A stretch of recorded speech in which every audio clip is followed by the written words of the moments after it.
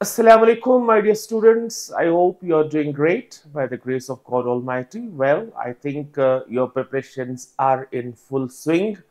Class 10th students, I know you do not have so much of time now left for the exam start, but then I am very confident that all the students are right now in the right frame of mind and they are doing their preparations in a planned way. I am very sure that all the students have created very beautiful balance in terms of preparation for different subjects. I am very, very confident that all of you will strike it big in the examination. Our prayers and good wishes are with each one of you.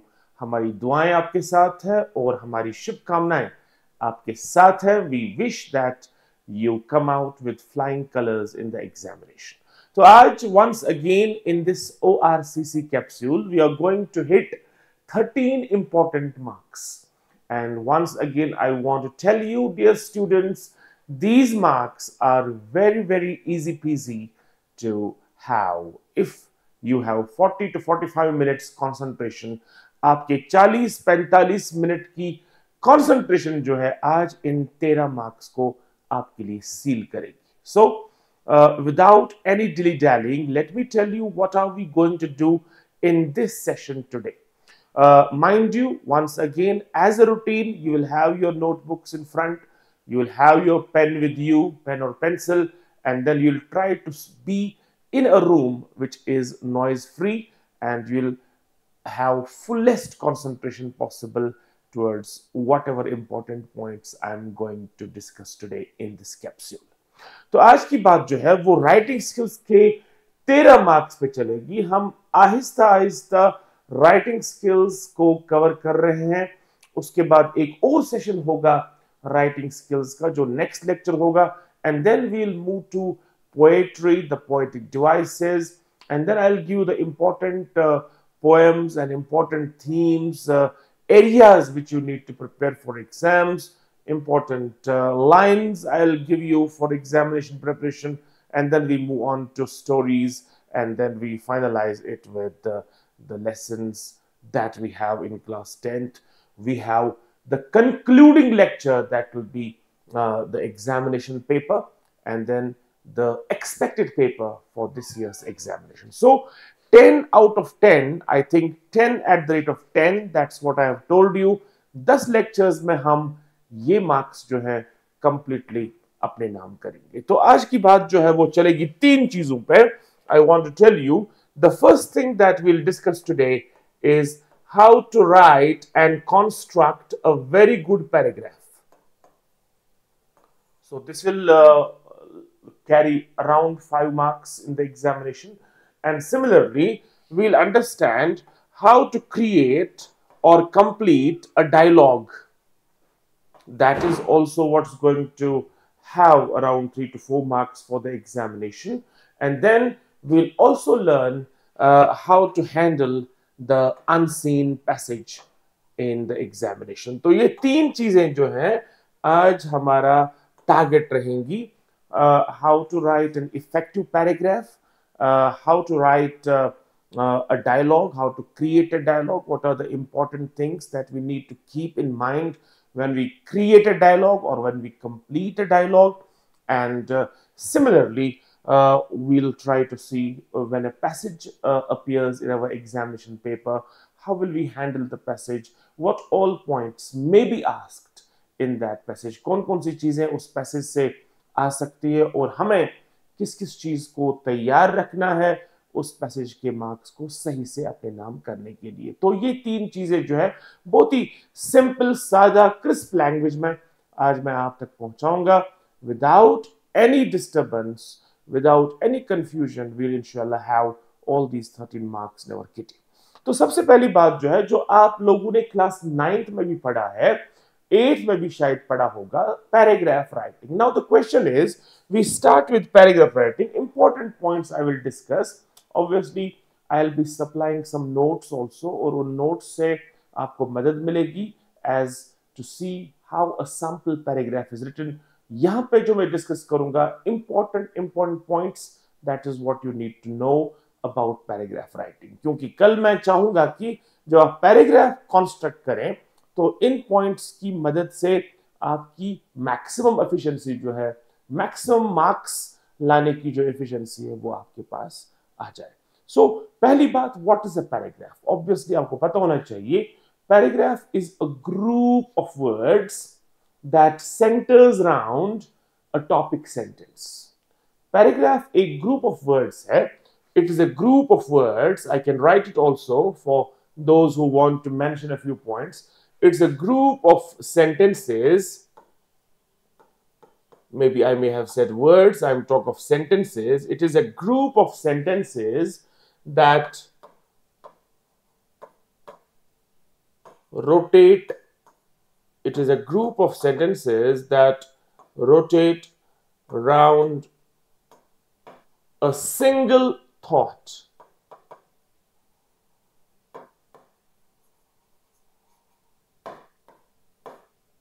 जिसको आप बोल सकते हैं paragraph की भाषा में topic sentence.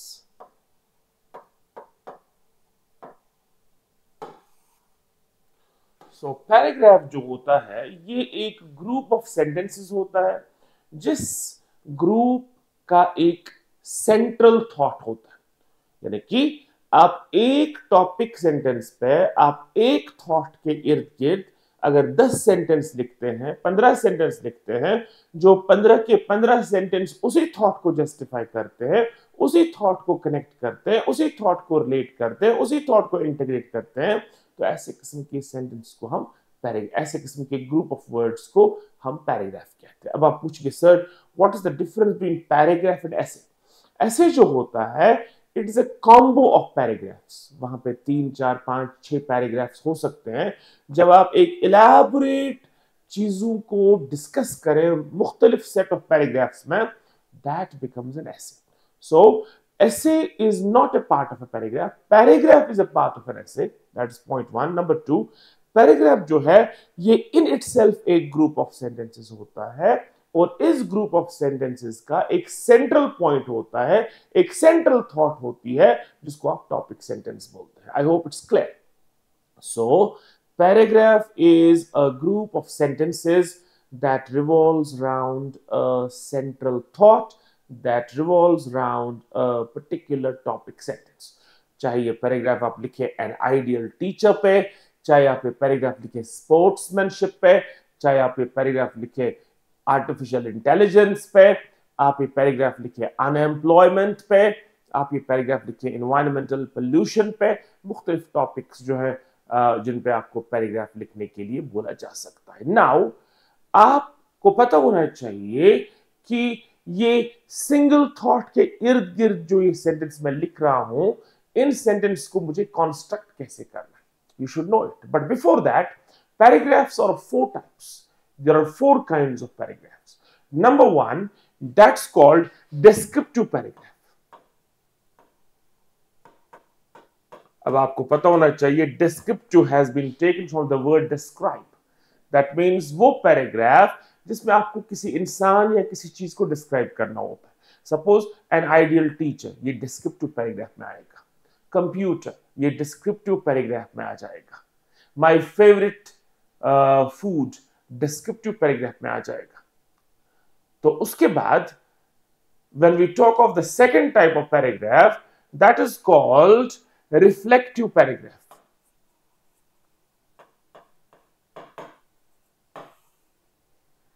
Now, what do you understand by reflective paragraph?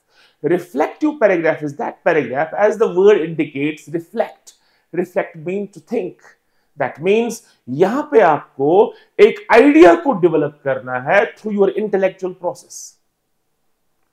Suppose sportsmanship, आप इस पे लिख रहे हैं. Obviously, the examiner will want some ideas from your mind. What are your ideas about sportsmanship? That means you have to think, you have to reflect. आपको अपने insights देनी है. जिस चीज में आपको, जिस पैराग्राफ में आपको अपने views, अपने insights, अपनी reflections को लिखना हो, अपने ideas को जताना हो, that paragraph is called a reflective paragraph. So, reflect, as the name indicates. There is one more paragraph that's called narrative paragraph. अब आप पूछेंगे sir what's narrative? As the name indicates, narrate. Narrative has been taken from the word narrate. Narrate means you are doing the sequencing of events in the chronological order. Chronological order का मतलब हो गया आप time के हिसाब से चीजों को नरेट कर रहे हैं. Suppose our class assembly, annual day at our school, a visit to a historical building. So what are you doing? पहले क्या हुआ, हम कब निकले, उसके बाद हम कब गाड़ियों में चढ़े, उसके बाद हम कहाँ पहुंचे, हमने पहला स्टॉप कहाँ किया, when did we did the breakfast, after that when did we reach, how was the journey, after that when did we take lunch, what all activities we did, at what time we did those activities, उसके बाद when did we wind up, when did we come back, when did we depart, when did we reach back the spots and the stations. This is narrative. Annual day, पहले क्या हुआ, guest कब आए, parents कब आ गए, उसके बाद पहला इवेंट क्या था, वेलकम एड्रेस किसने दिया, कल्चरल पार्ट किसने कर दिया हैंडल, होस्टिंग किसने की, उसके बाद प्रिंसिपल ने कब स्पीच दी, उसके बाद ड्रामा कब हुआ, कंक्लूजन कब हुआ, एनुअल डे कब इख्तिताम पजीर हो गया, फेलिसिटेशन सेरेमनी कब हो गई. ये तमाम चीजें जो है ऑर्डर में चलती है क्रोनोलॉजिकली, ये टाइम के हिसाब से ऑर्डर में चलेंगी and we call such paragraphs as narrative paragraphs. Clear? उसके बाद एक और पैराग्राफ आता है, we call the imaginative paragraphs. Now what are imaginative paragraph? Imaginative obviously you are imagining. Suppose अगर मैं पौधा होता, अगर मैं ट्री होता, if I were a tree, you are imagining. If I were the prime minister of India, आप imagine कर रहे हैं अगर ये होता, न था कुछ तो खुदा था, कुछ न होता तो खुदा होता, डुबो दिया मुझको होने ने, मैं न होता तो क्या होता.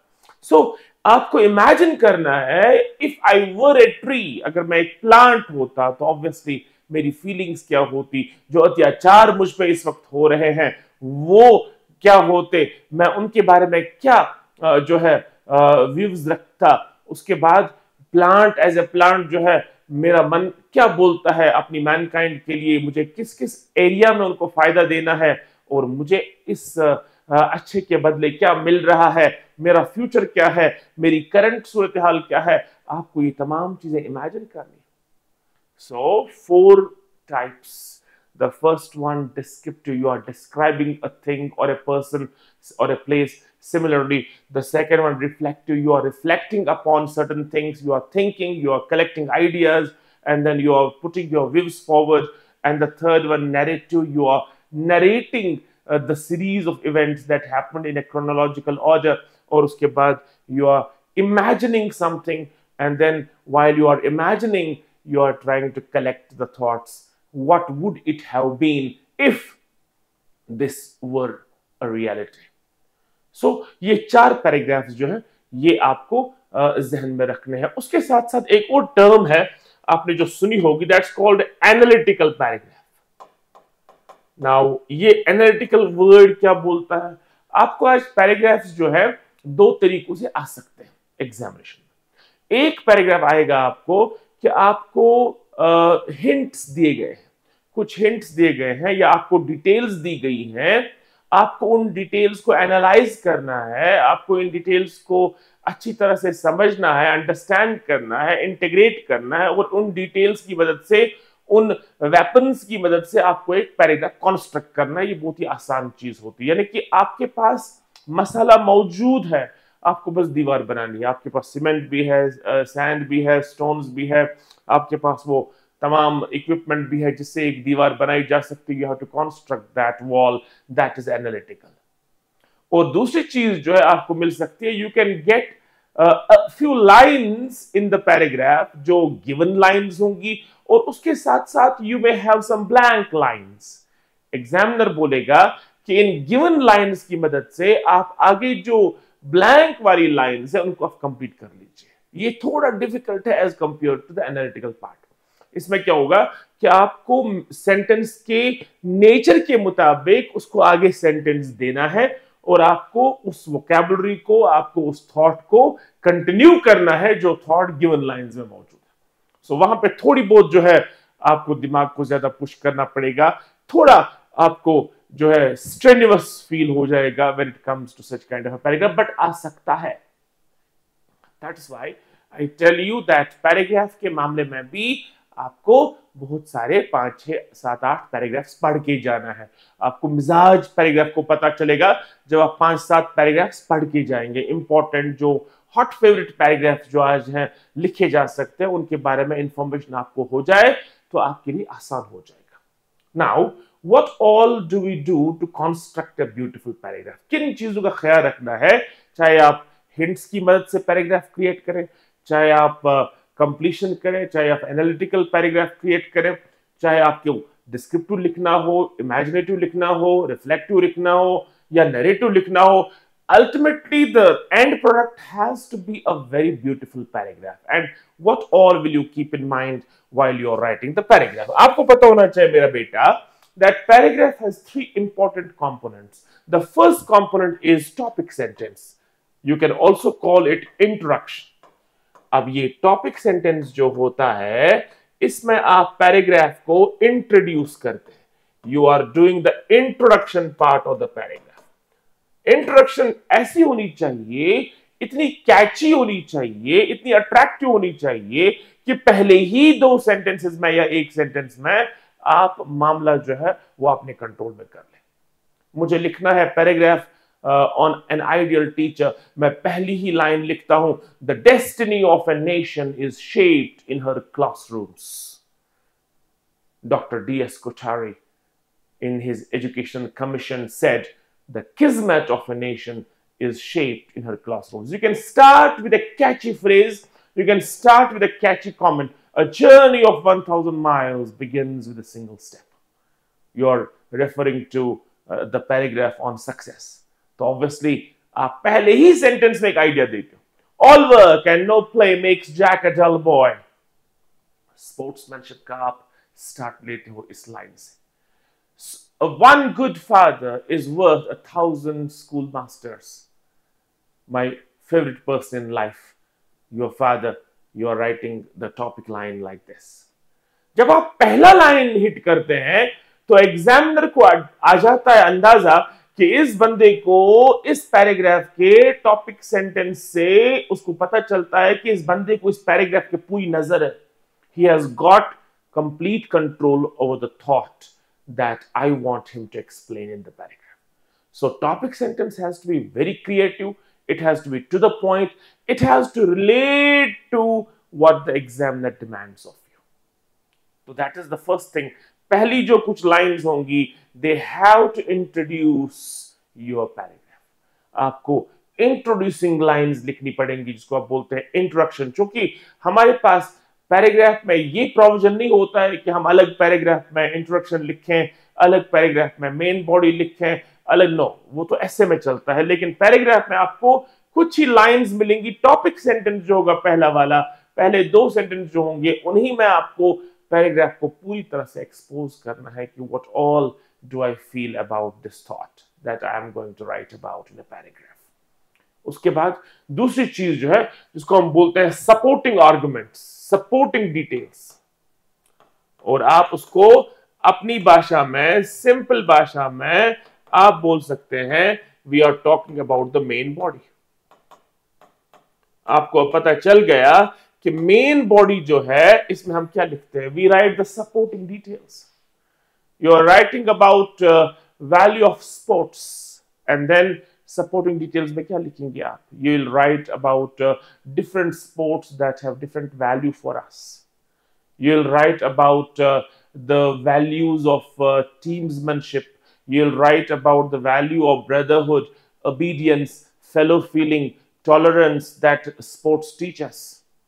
You will write about the spirit of sportsmanship that gets created. You will write about the relationships that are strengthened through sports. Supporting arguments, different kinds of sports, how they are played, and then what importance do they have for our life? And what is the value? आप justify कर रहे हैं उस paragraph के topic sentence को through your supporting arguments, through your supporting evidence. और ये चीजें जो आप लिख रहे हैं, you are writing them with complete coherence. Paragraph का इंपॉर्टेंट फीचर जो है, that is coherence and cohesion. अब आप बताइए सर ये कोहेरेंस एंड कोहेजन किसे कहते हैं? मेरा बेटा जो भी सेंटेंसेस आप कंस्ट्रक्ट करेंगे पैराग्राफ के लिए वो आपस में इंटरकनेक्टेड होने चाहिए। They should be interconnected. Interconnected का मतलब हो गया आप इंट्रोडक्शन में लिख रहे हैं स्पोर्ट्समैनशिप, आप मेन बॉडी में नहीं लिख सकते कंप्यूटर्स के बारे में, आप कंक्लूजन में नहीं लिख सकते अपने फादर के बारे में, certainly not, because this is disequilibrium। आपके थॉट्स जो है, आपका आइडिया जो है वो फ्लो करना चाहिए आब रवां की तरफ, बिल्कुल दरिया की तरफ फ्लो करने चाहिए। You must have flow in your paragraph sentences. At the same time, you must have a connection between the sentences। अगर आपने एक मोतियों की माला देखी हो, मोतियों की माला ऐसी होती है, उसके बीच में एक थ्रेड होता है, और ये मोतियों की माला जो है इसमें आप जो मोती देखते हैं वो ऐसे ऐसे होते हैं, इस थ्रेड के इर्द गिर्द ऐसे पिरोए होते हैं। आपने देखा होगा जो लड़कियां हैं, औरतें हैं, ये एक माल पहनती हैं, हम उसको माल बोलते हैं कश्मीरी में, तो ये माल ऐसी होती है कुछ जैसे मैं लिख रहा हूं, बना रहा हूं, तो इसकी एक थ्रेड होती है, और इस थ्रेड को आप मान लीजिए कि ये थ्रेड जो है it is the topic sentence, it is the topic of the paragraph, it is the thought of the paragraph. और आप इमेजिन कर लीजिए जो ये मोती हैं जो इसके इर्द गिर्द हैं, these are the sentences of the paragraph. अब आप अंदाजा कर लीजिए कि आपको ये नजर में आते हैं कि ये बिल्कुल एक के बाद दूसरा, दूसरे के बाद तीसरा, तीसरे के बाद चौथा, they are completely connected with each other. लेकिन अगर आप एक जगह कट मारते हैं, अगर आप कैंची से एक जगह इस थ्रेड में कट मारते हैं, what will happen, my dear friends, to all these beads? What will happen to all these beads? इसमें क्या हो जाएगा, ये तमाम मोती जो है वो बिखर जाएंगे। आपने कट एक जगह मारा लेकिन बिखरे तमाम मोती। I hope you are trying to understand what I mean to say. I mean to say, जब आपके सेंटेंसेस में इंटरकनेक्शन होगा, अगर आप कहीं कट भी करना, अगर आपने कट कहीं पे कर लिया तो आहिस्ता आहिस्ता क्या हो जाएगा, तमाम पैराग्राफ आपका स्पॉइल हो जाएगा। It will be botched, it will be spoiled, and paragraph की ब्यूटी जो है वो खराब हो जाएगी। सो you have not to cut the thought at any point. You have to carry on with the flow in a coherent way, in a very very cohesive cohesion। आप पढ़ते chemistry में, cohesion means जो force of attraction होता है between the two, बिल्कुल यहां पर भी एक attractive force होना चाहिए, एक सेंटेंस दूसरे सेंटेंस को कॉम्प्लीमेंट करना चाहिए। और अल्टीमेट बात यह है कि तमाम सेंटेंसेस जो हैं वो एक ही छाते के पॉइंट पे, एक्सिस पॉइंट पे, जिसको आप बोलते हैं टॉपिक सेंटेंस, वहां पे रुकने चाहिए, कन्वर्ज होने चाहिए towards the topic sentence. Very important. That means आप अपना थॉट ब्रेक नहीं कर सकते। और दूसरी point that you need to understand, that is related to coherence and cohesion, that's called unity in diversity. वो क्या हुआ, यूनिटी इन डाइवर्सिटी? यानी कि अगर आपके सेंटेंस मुख्तलिफ हों भी क्यों ना, लेकिन उनका जो थॉट है, यूनिटी ऑफ थॉट जो है, वो आपको बाज़ाब्ता तौर इंश्योर करना है। It must have a proper order. A paragraph needs to have unity of thought.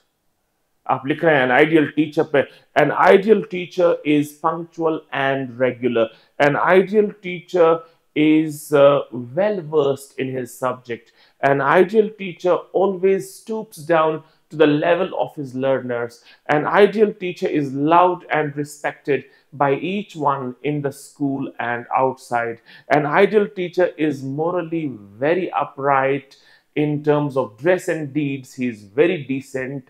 An ideal teacher always is inspirational and motivational in his words. आप देखें 5 के 5 सेंटेंस मुख्तलिफ है, थॉट्स जो है सेंटेंसेस की डाइवर्सिटी जो है वो अलग अलग है, लेकिन जो थॉट है वो एक ही बंदे पे कन्वर्ज होता है। That's ideal teacher, and that's what I mean by coherence and cohesion. आप नहीं कर सकते टॉटोलॉजी, आप रिपीट करते हैं एक ही बात को फिर आप घुमाते हैं।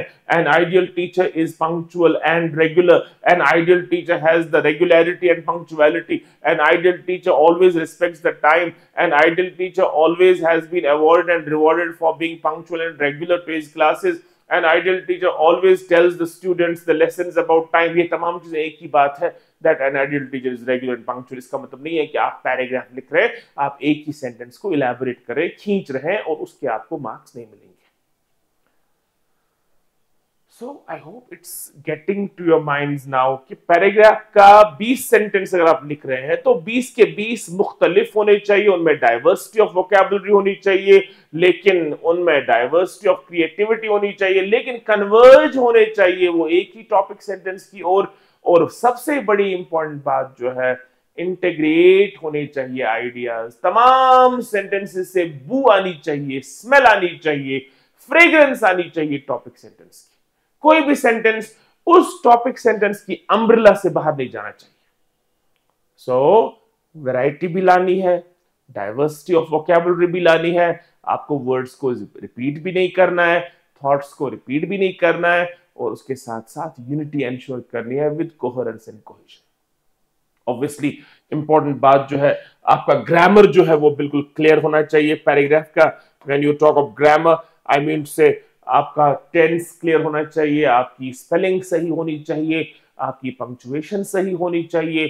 सेंटेंसेस जितना कोशिश करें शॉर्ट लिखने की उतना अच्छा है, मिस्टेक्स होने के चांसेस कम हैं। और उसके साथ साथ जो तीसरा पॉइंट है, जब आप पैराग्राफ के फ्लो में आएंगे, you will have the third thing that's called conclusion. It is the conclusion that will ultimately, so we have the three things, we have introduction, we have main body, we have conclusion। conclusion में आप क्या करेंगे, आप concluding remarks लिखेंगे। यानी कि अगर आप लिख रहे हैं कि स्पोर्ट्समैनशिप के बारे में, आप कंक्लूजन में थोड़ा रिलेट करेंगे इसको करंट सिचुएशन के साथ। How are modern day sports played, और what changes can we make to modern day sports. Nowadays you are seeing that there's a lot of animosity। Sports has ceased to be a gentleman's, cricket has ceased to be a gentleman's game। That's what we saw in the latest Asia Cup। बहुत सारे sports pandits जो हैं, बहुत सारे sports experts जो उन्होंने criticise किया कि we are getting sports converted into war fields. Sports does not demand that kind of hostile atmosphere. So sportsmanship brings nations together। Sportsmanship makes the differences to disappear। Sportsmanship ये नहीं है कि आप जंगी हालात जो है वो ग्राउंड पे लाएंगे। Then what's the spirit? Then what is the fun of playing? It's better not to play at all। If you have got such kind of a spirit carried forward to a sports field, that is not the gentleman's game spirit। So you can give a very strong message in the conclusion। Plants की बात करेंगे, afforestation पे आप लिख रहे हैं, या आप लिख रहे हैं मोबाइल फोन्स पे, आप कंक्लूजन लिख सकते हैं कि mobile phone is a wonderful instrument that has been handed to us, but at the same time every side has every blessing, every beautiful gadget has two sides, and then in the same fashion as a blade can help us sharpen the pencil, it can also help us cut a finger, but the choice is ours।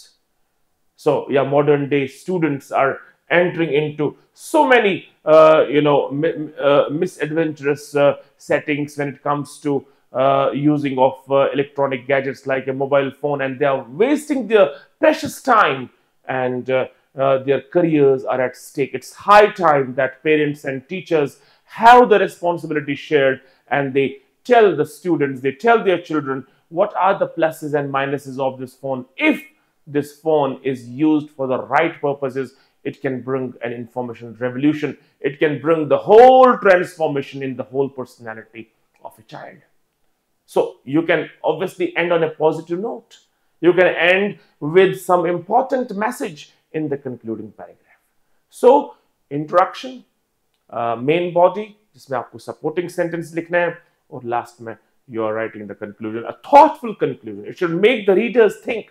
Examiner सोच पे मजबूर होना चाहिए कि इसने कैसे खूबसूरती के साथ पहले टॉपिक को स्टार्ट किया है, उसके बाद उसने सपोर्ट किया है इस आर्ग्यूमेंट को, इसके जो भी डिमांड्स थे, उसके बाद कंक्लूजन में कितनी अच्छी खूबसूरत मैसेज जो उसने दी है, क्या सोचा है उसने, एनालाइज किया है, इवैल्यूएट किया है पूरी सिचुएशन को, और उसके बाद उसने अपना कंक्लूजन लिखा है. सो paragraph writers can be good paragraph writers only when they are good paragraph readers. So please make sure that you have very good paragraphs read. That's going to help you big time in writing a beautiful paragraph. जो मैं notes भेजूंगा उन notes में भी अच्छे अच्छे paragraphs हैं. You can go through, and inshallah outside also you have the choice to get very beautiful paragraphs from the internet also. You have so many resources nowadays. Guidebooks are available. Please go through good paragraph books. Read about so many paragraphs, especially the ones that are latest in terms of their applicability, in terms of their perspectives, so that you can get a good bank of paragraphs with you. And then the one that's required to be written on that day, it becomes easy peasy, a cakewalk for you. So we move forward, dear friends. Paragraph के बाद जो दूसरी चीज है, that's called dialogue. अब dialogue में भी ये भी आसान टॉपिक है मेरे हिसाब से. ये 4 मार्क्स भी आपकी जेब में ही है. तो two things: either examiner will want you to create a dialogue or you will have to complete a dialogue. आपने डायलॉग्स के बारे में पता होना चाहिए कि dialogue is a conversation. It is simply a conversation. Dialogue is a conversation between two people. So it's a conversation between two people on a particular topic. So this conversation can be verbal or it can be written. आप verbally जो है converse कर सकते हैं, आप written form में converse कर सकते हैं. अब नॉर्मल आपके लिए तो बहरहाल रिटन फॉर्म में ही कॉन्स्टेंट है. It can be formal, it can be informal also. When you are talking to officials, you're having a conversation with your teacher, the principal, a bureaucrat, that's obviously a formal conversation. And then when you are having a conversation with your friend, a brother, a sister, this is informal conversation. तो इन dialogues को लिखते वक्त क्या क्या important चीजें जो हैं वो आपको जहन में रखनी होंगी. So that is what I'll just highlight a few points about. So the first thing is that you do not, when you create a dialogue, you don't write long, elaborate, lengthy sentences. You try to write dialogues in fragments.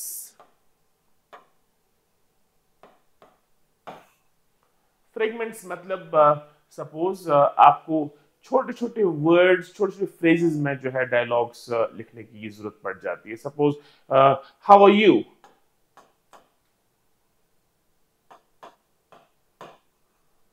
A is saying.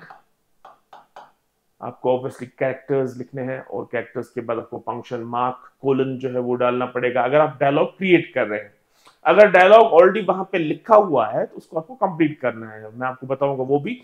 तो ए is a character, how are you.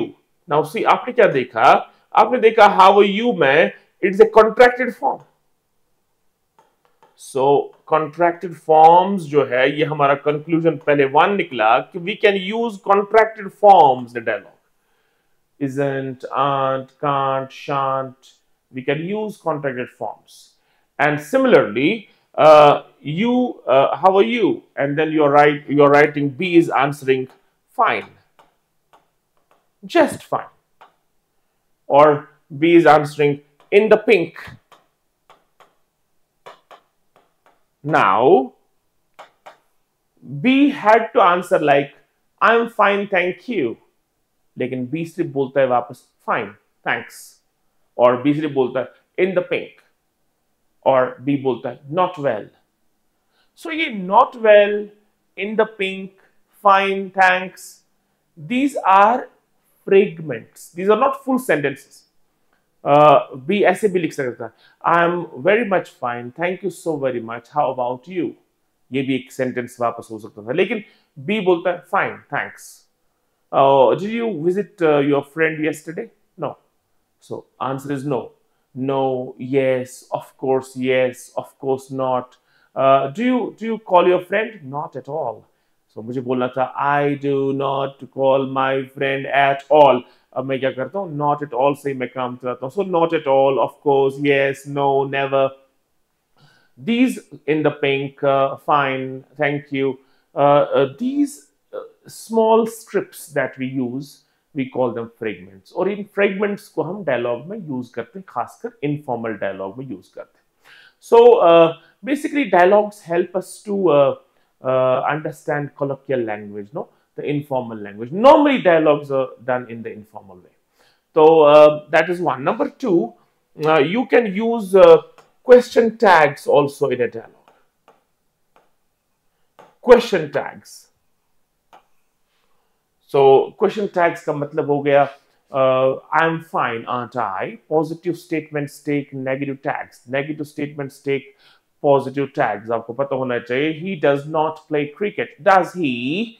I have got there, haven't I? He has spoken the answer, hasn't she? He did not come, did he? Shut the door. Will you? जब हम imperative sentences का question tag देते हैं तो हम will you का इस्तेमाल करते हैं. Please keep quiet. Will you? Will you से देते हैं. So question tags, contractions का इस्तेमाल करते हैं, fragments का इस्तेमाल करते हैं. और one important thing that you need to keep in mind is that a dialogue should be natural and spontaneous.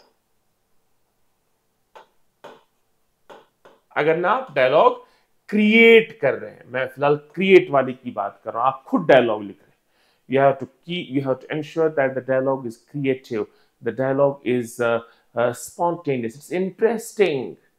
अगर ये नेचुरल नहीं है तो ये डायलॉग नहीं है. दैट मीन्स अगर आपको कल डायलॉग कंप्लीट भी करना है, आपको एंश्योर करना है कि जो ये डायलॉग चल रहा है ये एक नेचुरल फ्लो में जाना चाहिए नीचे. जब आप कंप्लीशन करेंगे डायलॉग को, फिर आपको डायलॉग को फिर से पढ़ना पड़ेगा. क्यों पढ़ेंगे? ये चेक करने के लिए कि क्या जैसे मैंने इसको फिल किया है इस डायलॉग को, क्या इस फिल करने से, क्या इन सेंटेंस की वजह से इनकी स्पॉन्टेनिटी तो नहीं इफेक्ट हो गई, क्या इसका नेचुरल फ्लो तो नहीं इफेक्ट हो गया? अगर वो इफेक्ट हो गया तो मेरा डायलॉग तो गलत है. So it has to be naturally going down, it has to be naturally flowing, it has to be spontaneous. That's very good, that's very important. So natural होना चाहिए, spontaneous होना चाहिए. बिल्कुल in the same way as leaves come to trees, so should sentences come to a dialogue.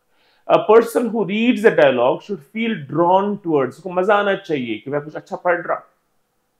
And then obviously you have to make sure that you use the correct punctuation. आपको dialogues में punctuation marks की जरूरत पड़ सकती है, like note of interrogation अक्सर पड़ता है जरूरत, नोट ऑफ एक्सक्लेमेशन. क्यों? Because dialogues are informal and therefore you are using some emotional expressions, you are using your feelings. Wow, what a lovely shot, wow, how awful, how great, ouch, oops. And then you are using these exclamations to just put some more interest and effect in the dialogue. So that is very important that you need to do. Correct punctuation marks to be used. Apostrophe का use होता है, colon का use हो जाएगा, और उन moods को दिखाने के लिए आप brackets का use भी कर सकते हैं. Ahmed, angry. Where have you been? Now this angry in the brackets will tell you that Ahmed is not feeling good about the fact that someone has been late. So angry, relaxed, sighing. You must have seen so many dialogues. Once again, I would advise you to go through a few dialogues and see how they have been constructed. And then interesting, you can make your dialogue with having good funny punches.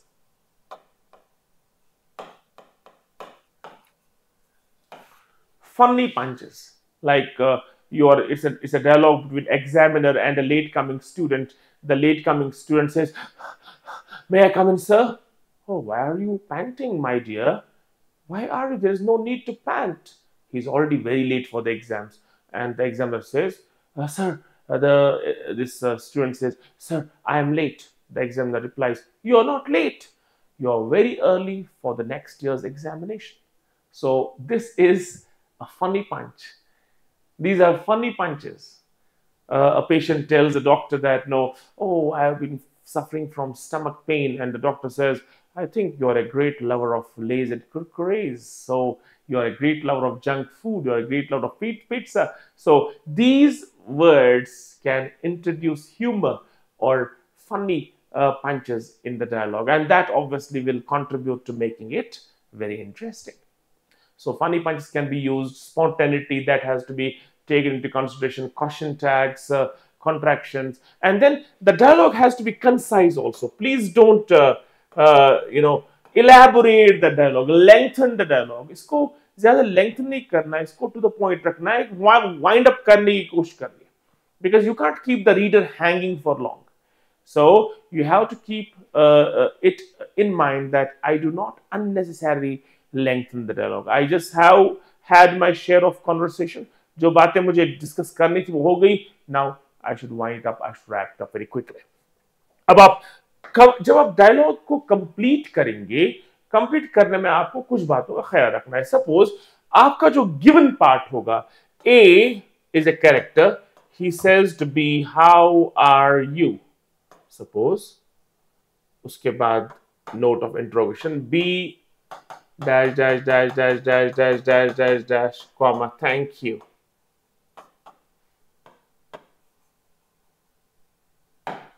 Now A का matter देख के,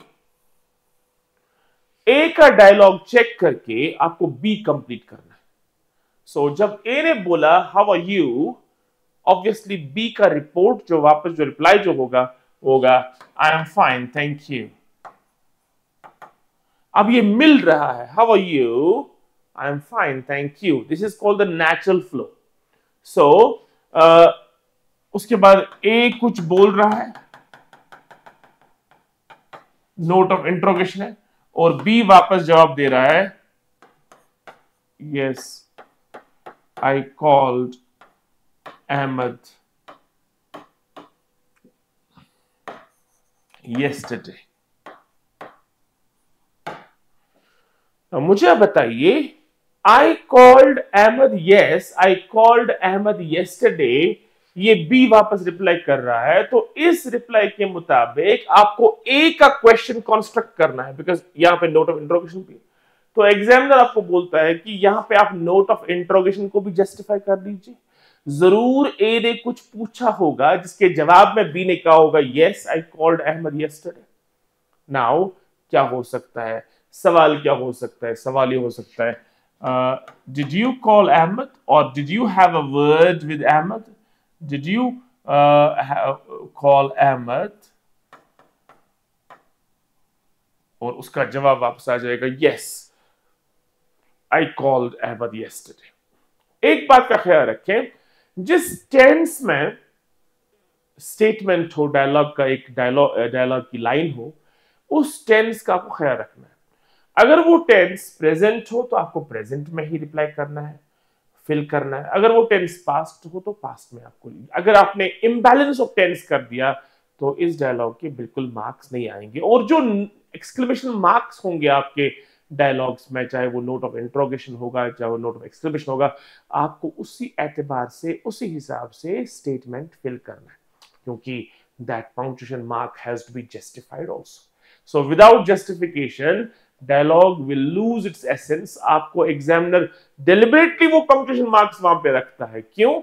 उसको पता है कि मुझे check करना है कि क्या इस बच्चे को एहसास है कि इस पंक्चुएशन मार्क को मुझे जस्टिफाई भी करना है. अब आपको कभी नोट ऑफ इंट्रोगेशन मिलेगा, लेकिन आप परेशान हो जाएंगे, यहां तो क्वेश्चन बनता ही नहीं है. सो आप उसमें क्या करेंगे, उस वक्त आप क्वेश्चन टैग का यूज करेंगे. सपोज आपको एक सेंटेंस मिलता है, ए बोलता है dash dash dash dash dash dash dash dash dash dash dash full stop. ठीक है, तो लास्ट में है नोट ऑफ इंट्रोगेशन सपोज, और बी बोलता है yes Ahmad is definitely smart. तो ऑब्वियसली ए ने नहीं पूछा होगा is Ahmad smart. No, A पूछ रहा है अहमद इज स्मार्ट इजंट ही. अब इस इजंट ही से ये नोट ऑफ इंट्रोगेशन जो है वो जस्टिफाई हो गई. So Ahmed is smart isn't he, वापस yes Ahmad is definitely smart. So you have to justify the punctuation marks. Also, you have to make sure that you are doing full justice with the tense in terms of dialogue. जिस tense में statement given है उसी tense में बाकी statement को fill करना है। इन बातों का ख्याल रखेंगे तो डायलॉग भी कंप्लीट। और आज की लास्ट बात जो चलेगी 10 मिनट की, वो चलेगी लास्ट वाले पार्ट पे, that is what are the things that you need to handle in an unseen passage. बहुत ही आसान टॉपिक। इसमें आपको एक पैसेज मिलेगा और इस पैसेज में you will have to do a few steps. Number 1, you have to read the passage carefully. Passage जो है वो रीड करना है। और रीड, कुछ बच्चे जो होते हैं उनका इंग्लिश वोकैबुलरी अच्छा होता है, कॉम्प्रिहेंशन अच्छा होता है, तो वो एक ही बार पैसेज को रीड करते हैं। लेकिन मुझे लगता है कि आपको अगर वोकैबुलरी अच्छी भी है, अंडरस्टैंडिंग अच्छी भी है, तो 2 बार रीड करना चाहिए। मैं बताऊंगा क्यों। क्योंकि जो उस पैसेज के नीचे फिर क्वेश्चंस होंगे, उन क्वेश्चंस को आपको on the basis of contents that are discussed in the passage answer करना होगा। तो आंसर कौन कर पाएगा? आंसर वही कर पाएगा जिसने पैसेज को ठीक से अंडरस्टैंड किया हो। और पैसेज उतना भी आसान नहीं होगा कि आपको झट से आंसर्स मिल जाएंगे। आंसर्स ढूंढने के लिए आपको पैसेज की लाइंस को पढ़ते पढ़ते अंडरलाइन करना पड़ेगा। और जहां जहां इंपॉर्टेंट डेटा है, जहां जहां इंपॉर्टेंट पॉइंट्स हैं, जहां जहां इंपॉर्टेंट टर्म्स हैं, उन इंपॉर्टेंट टर्म्स डेटा को आपको अंडरलाइन करना पड़ेगा मेरा बेटा। और उन हाइलाइटर से आप हाईलाइट करिए या अंडरलाइन कर लिए क्वेश्चन पेपर पे, दोनों तरीके अच्छे हैं। और आपके पास जो क्वेश्चंस नीचे आ सकते हैं उस पैसेज के रिलेटेड, कुछ क्वेश्चंस होंगे शॉर्ट आंसर्स ऑब्वियसली, जो पर्टेन करते होंगे पैसेज के कंटेंट्स को। और याद रखें, जरूरी नहीं है कि आपको पैसेज का पूरा कंटेंट समझ आ जाए, लेकिन अगर आपको 65% ही पैसेज का कंटेंट समझ आता है, उस 65% को बेस बना के आपको रेस्ट ऑफ द 35% पैसेज जो है वो अंडरस्टैंड करना पड़ेगा। क्योंकि हो सकता है कि आपको बहुत सारे वर्ड्स या बहुत सारे सेंटेंसेस पैसेज के समझ ना आ जाए, लेकिन जो पार्ट आपको समझ आ रहा है, उस समझे हुए पार्ट को बेस बना के आपको गेस करना है कि बाकी पैसेज जो है 35% वो किस पैटर्न पे चल रहा है, उसके आइडियाज जो हैं उनको मैं कैसे कैलकुलेट या गेस कर सकता हूं। तो कुछ क्वेश्चंस होंगे जहां पे आपको लिखना पड़ेगा आंसर, लेकिन कुछ क्वेश्चंस होंगे बेस्ड ऑन इंटरप्रिटेशन,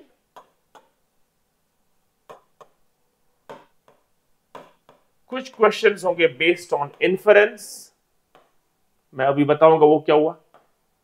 कुछ क्वेश्चंस होंगे बेस्ड ऑन ट्रू फॉल्स, कुछ क्वेश्चंस होंगे based on fill-ups,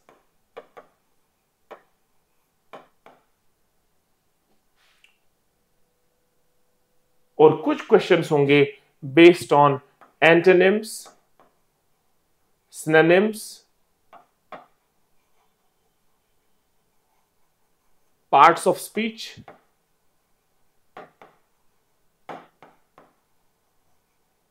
What do you mean by interpretation and inference? Interpret करने को बोलते हैं हम कि आप अपनी व्यू फॉर्म करते हैं किसी पैसेज के बारे में और आप उसका अपना एक एक्सप्लेनेशन देते हैं अपने अंडरस्टैंडिंग के हिसाब से। जैसे आपने समझ लिया, आप उस पोएम को या उस पैसेज को इंटरप्रेट करते हैं। मैंने ये समझा, मुझे ये समझ आ गया। क्योंकि हर एक इंसान की इंटरप्रिटेशन मुख्तलिफ होती है। हर कोई इंसान जो है अपने अपने तरीके से किसी चीज को एनालाइज करता है। हर एक इंसान का एनालिटिकल पावर डिफरेंट होता है। So somebody's food is somebody's poison. कोई इंसान इस पेन को बस एक पेन मान सकता है, स्टाइलस मान सकता है। कोई इंसान बोलेगा कि आपके हाथ में एक रेवोल्यूशन है, आपके हाथ में एक इनकलाब है, आपके हाथ में एक ट्रांसफॉर्मेशन है। कोई बोलेगा सर आपके हाथ में एक टेक्नोलॉजिकल पेन है, डिवाइस। सो इंटरप्रिटेशन मैटर्स। दूसरी बात इन्फरेंस। दैट मीन इंटरप्रिटेशन में क्या आ सकता है आपको, पैसेज के हिसाब से कोई लाइन जो है अंडरलाइन की जाएगी या कोई सवाल होगा और उस सवाल के जवाब को आपको लिखना होगा on the base of your interpretation, जो आप समझते हैं कि इसका जवाब क्या होना चाहिए। Number 2, inference. इन्फरेंस का मतलब हो गया जब आपके सामने कुछ हिंट्स हैं जो पैसेज में मौजूद होंगे और उन हिंट्स की बदौलत आप कोई चीज इन्फर कर रहे हैं। इन्फर मीन्स आप उन हिंट्स को बेस बना के किसी कंक्लूजन को ड्रॉ कर रहे हैं। सपोज आपके घर में एक बंदा आ गया, उसके हाथ में छाता भी है, उसके जो है सिर से थोड़ा पानी ड्रिप हो रहा है, उसके कपड़ों पे जो है पानी लगा हुआ है, तो आप अंदर बैठे हैं, बंदा जब अंदर आ गया तो आप इन्फर कर सकते हैं इन हिंट्स की मदद से कि बाहर बारिश हो रही है. So that's inference. So when you are discussing inference, it means that you have to collect the hints. Those hints will be in the paragraph, and according to those hints, you have to infer. उसकी बुनियाद पर भी कुछ questions हो सकते हैं. और तीसरी चीज जो है वो है ट्रू फॉल्स, यानी कोई स्टेटमेंट होगा और आपने अंडरस्टैंड किया होगा वो स्टेटमेंट फ्रॉम द पैसेज, और फिर आपका जजमेंट देखा जाएगा कि क्या आप समझते हैं कि यस पैसेज के मुताबिक क्या ये ट्रू है कि फॉल्स है. याद रखिए, आप अपनी व्यूज नहीं जता सकते हैं ट्रू फॉल्स में. जो पैसेज में डिटेल्स है, on the base of that passage you have to say whether it is true और फॉल्स. और उसके बाद ऑब्वियसली ये भी वही बच्चा कर पाएगा जिसके पास अंडरस्टैंडिंग हो, कॉम्प्रहेंशन हो, जिसने पैसेज को ठीक से पढ़ा और समझा हो. और उसके बाद fill ups, there will be some things, there will be, suppose आपको एक क्वेश्चन आ जाएगा, the word in the passage that means this is dash. Suppose वहां पे एक वर्ड पैसेज में लिखा गया है numismatics. Numismatics means the scientific study of what's called the hobby of collecting coins. That's called numismatics. तो आपको वहां पे दिया गया है the word that means collection of, hobby of collection of what's called coins is dash. तो ये word जो है ये आपको पैसेज से ढूंढना है. माने दिया गया है लेकिन वर्ड पैसेज में. सो ऑब्वियसली यहाँ पे एग्जामिनर टेस्ट करेगा कि क्या बच्चे को वोकैबुलरी अच्छी है कि नहीं, क्या उसको वन वर्ड सब्स्टिट्यूशन स्ट्रांग है कि नहीं, क्या उसको पता है कि फलानी वर्ड का क्या माने हो सकता है, या वो उसको पता है कि फलानी वर्ड का माने कैसे गेस किया जा सकता है, एज्यूम किया जा सकता है. और उसके साथ साथ एंटोनिम्स एंड सिनोनिम्स, इसका भी लिस्ट में आपको कुछ मैटर भेज सकता हूं, आप खुद भी पढ़ सकते हैं. मुख्तलिफ वर्ड्स जब भी होंगे थोड़ी छोटी सी डिक्शनरी बनाएंगे अपने पास आप, और इंपॉर्टेंट वर्ड्स जो हैं उनके ऑपोजिट वर्ड्स जो हैं और उनके सिमिलर मीनिंग्स वाले वर्ड्स जो हैं वो आप जमा करेंगे. So you can have a list of 500-600 words commonly use, जो आपकी लेवल के हैं, आपकी बुक में भी आपको मिलते हैं, आपके इर्द गिर्द सराउंडिंग्स के साथ लिंक रखते हैं. तो उन वर्ड्स के जनरल एंटोनिम्स यानी कि ऑपोजिट वर्ड्स और सिनोनिम्स जो है वो आप कलेक्ट करेंगे, क्योंकि एंटोनिम्स सिनोनिम्स के भी मार्क्स होते हैं. वहां पे आपको बोला जाएगा the antonym of the word is this, the synonym of the word is this. So that is also to be asked. और उसके बाद पार्ट्स ऑफ स्पीच पे, suppose the word numismatics has been used as a dash, noun, oblique adverb, oblique adjective. So आपको पता होना चाहिए कि which word has been used as what part of speech. उसके लिए obviously grammar studies जिसने की हैं, जिसको parts of speech clear हैं, nouns, pronouns, verbs, adverbs, adjectives, prepositions, conjunctions, interjections. तो उस हिसाब से एक और चीज, कभी कभी कोई word जो passage में है वो यूज होता है एज ए वर्ब. सपोज आपके पास एक वर्ड है डॉक्टर, अगर पैसेज में लिखा गया है अहमद इज ए डॉक्टर, तो ऑब्वियसली यहां पे डॉक्टर नाउन है. लेकिन अगर पैसेज में लिखा गया है nowadays there are people who doctor vegetables and fruits, biopiracy जिसको आप बोलते हैं साइंस में, यानी कि इंजेक्शंस करते हैं फ्रूट्स में, इंजेक्शंस करते हैं उनको उनकी जेनेटिक डाइवर्सिटी को कर्व करने के लिए और उनकी ग्रोथ को जो है एब्रप्टली राइज करने के लिए, उनके साइज को बढ़ाने के लिए they apply injections on, that's called doctor as a verb. So यहां पे डॉक्टर जो है, अगर ये होगा doctor of, nowadays there are people who doctor fruits and vegetables, at that time doctor is not a noun, it's a verb. So आपको जहन में रखना है कि what is the verb, what is the noun, what is an adjective, और sentence के perspective में हर एक मकान को है मकी से शरफ हासिल, मजनू मर गया तो जंगल उदास है. जिस अंदाज से वर्ड यूज किया गया है कॉन्टेक्स्ट में, contextualization is very important my dear friends. जो पैसेज में आपको देखनी है कि कौन सा आइडिया किस कॉन्टेक्स्ट में लिखा गया है, कौन सी बात किस कॉन्टेक्स्ट में सही या गलत है, कौन सी बात किस कॉन्टेक्स्ट में इंटरप्रेट की गई है, कौन सी बात किस कॉन्टेक्स्ट में इन्फर करना है, कौन सा वर्ड जो है किस कॉन्टेक्स्ट में यूज हो गया है, और obviously which part of speech does it belong to. So once again, it is a little bit of a mind work, but I am very sure that you'll be, successfully doing it. Mind work से मुझे एक बात याद आ गई, that's called mind mapping, जो आपको paragraph में use हो जाएगी. माइंड मैपिंग का मतलब हो गया, आपके पास जो टॉपिक सेंटेंस है उसको आप गोल में रखेंगे. Suppose pizza. अब इस टॉपिक सेंटेंस को गोल में रख के आपको देखना है कि मैं किस किस आइडिया को इस टॉपिक से जोड़ सकता हूं या जोड़ सकती हूं. सपोज पिज्जा कैसे बनाया जाता है, what is the way to make a pizza. इसी तरह से पिज्जा की टॉपिंग्स क्या क्या हो सकती हैं. इसी तरह से पिज्जा किस फूड कैटेगरी, इसका फूड वैल्यू क्या है, किस कैटेगरी में आता है. इसी तरह से पिज्जा का ओरिजिन कहां पे हुआ. इसी तरह से पिज्जा के मुख्तलिफ प्राइसेस जो है वो कैसे जो है होते हैं.